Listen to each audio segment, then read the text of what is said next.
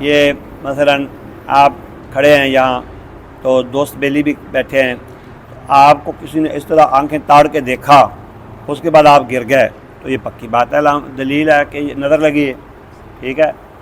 آگے کوئی حدیث کے اندر یا قرآن کے اندر یا وحی الہی کے اندر اس کی علامت بیان نہیں ہوئی، ہمارے تجربے میں بھی کوئی بات ایسی خاص نہیں آئی، ہاں جی۔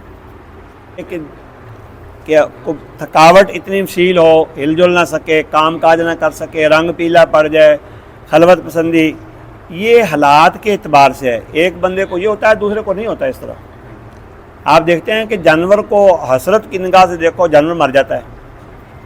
میرے کزن کی گائے 4 لاکھ روپیہ اس کا ریٹ لگا، اس نے نہیں سیل کی، تو گائے وہاں کھڑی 3 جگہ سے ٹانگ ٹوٹ گئی اس کی، اور اتنی آواز کے ساتھ ٹوٹی جیسے لکڑ بہت مضبوط توڑی جاتی ہے، کڑ کڑ کر کے، ہاں جی۔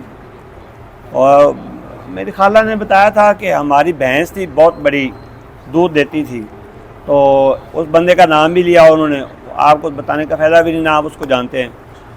تو اس نے دیکھا حسرت سے تو 4 تھن گر گئے زمین کے اوپر، ایک آج، ایک پرسوں، ہفتے میں ایک، پھر 4 تھن ختم ہو گئے، دودھ کہاں سے آئے گا؟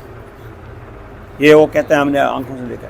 سعودی عرب کے اندر بڑے واقعات ہیں، حتیٰ کہ یہ ایک واقعہ پتہ نہیں اس کی نسبت صحیح ہے کیسے، کسی ایک بندے نے کسی کے ریوڑ میں جا کے اس کے دمبے چھترے کھڑے تھے، ان کو حسرت سے دیکھا، کڈے کڈے موٹے نے، تو آدھے یا زیادہ مر گئے۔ ماشاء اللہ نہیں نا کہا، ماشاء اللہ نیت میں دیکھے ہی نہیں، ان کا ٹارگٹ یہ ہے پاسے لاواں کرے۔ اچھا پھر وہ مالک آ گیا، ان کا ہے اور اٹھنا ہی سی، پھر واپس آ گئے۔ انہیں کہا کیوں آیا، بکر چھتر کدھر گیا؟ انہیں کہا اے واقعہ ہو گیا، فلاں بندہ آیا سی۔ انہیں کہا اچھا مینوں دا مکان دسو۔ انہیں مکان لبھیا تو انہیں کہا منزل کڈی اچھی ہے، یہ کیوں بنائی، کیویں بنائی ہے؟